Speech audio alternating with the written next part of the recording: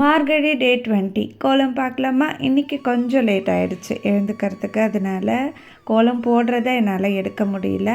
So இன்றைக்கி இந்த செம்பருத்தி பூ மாதிரி நான் ட்ரை பண்ணேன். ஆக்சுவலாக அப்படி தான் இருக்கான்னு எனக்கு தெரியல. கலர்ஸ் என்கிட்ட கொஞ்சம் கம்மியாக இருந்தது, அதனால் இந்த பரங்கிப்பூ இருக்கு இல்லையா, அந்த கலரில் வந்துருச்சு. வீட்டில் பார்த்திங்கன்னா ஒரு சின்ன பூஜைக்கு அரேஞ்ச் பண்ணியிருக்கோம். அதுக்காக வேண்டி தான் ஒரு 20 பேருக்கு சமைக்கணும். பல்காக மாவு அரைச்சி வச்சிட்டோம் அப்படின்னா நமக்கு கரெக்டாக இருக்கும்.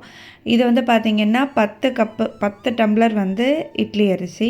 கம்ப்ளீட்டாக இட்லி அரிசியிலேயே தான் பண்ணேன், ஏன்னா இன்னும் நல்லா சாஃப்டாக இருக்கும் இட்லி. ஸோ இட்லி மாவு, தோசை மாவு எல்லாமே அரைச்சி வச்சுட்டேன்.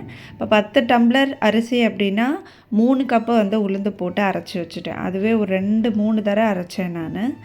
என்கிட்ட இந்த கோகோனட் அந்த கிரேட்டர் இருக்குது. ஸோ அதுவும் நான் துருவி வச்சுட்டேன். சட்னிக்கு ஒரு 3-4 மூடி துருவணும். எப்பயுமே மாவு அரைக்கும் போது தேங்காய் இருந்துச்சு அப்படின்னா ஒரு 3-4 மூடி கிட்ட நான் துருவி வச்சுப்பேன். உங்களுக்கு காலையில் ஈஸியாக இருக்கும், எடுத்து நமக்கு அந்த டயத்தில் துருவ முடியாது. இதோட லிங்க் எல்லாமே நான் உங்களுக்கு வைக்கிறேன். இது ரொம்ப யூஸ்ஃபுல்லாக இருக்கும். ஃபஸ்ட்டு கொஞ்சம் பார்த்து யூஸ் பண்ணணும். நிறைய தடவை கை எனக்கு அடிபட்டிருக்கு இதில். இப்போ கொஞ்சம் ட்ரெயின் ஆகிடுச்சு, அதனால் வேகமாக துருவிடுவேன். இதுலேயே சப்பாத்தி அது நமக்கு பிசைகிறதும் அதுவும் தனியாக டூல் இருக்குது. அதையுமே நான் ட்ரை பண்ணியிருக்கேன். பல்காக நம்ம சப்பாத்தி மாவு பிசையணும் அப்படின்னா கிரைண்டரில் போட்டு பிசைஞ்சுப்பேன்.